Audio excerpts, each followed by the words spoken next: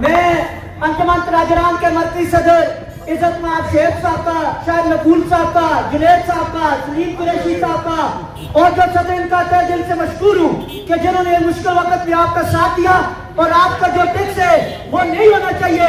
मैंने शबर सदी को कल कहा है, मैंने कहा कि ये टैक्स इंशाल्लाह हम नहीं देंगे और आप लोग गरीब लोग हैं। आज सिलेंडर जो है 100 रुपए किलो था वो 180 रुपया कर दिया। मैं गरीब आदमी कहां से समोसे लाऊंगा? पैसे बचते हैं, ये समोसे लोग कहां से बचेंगे?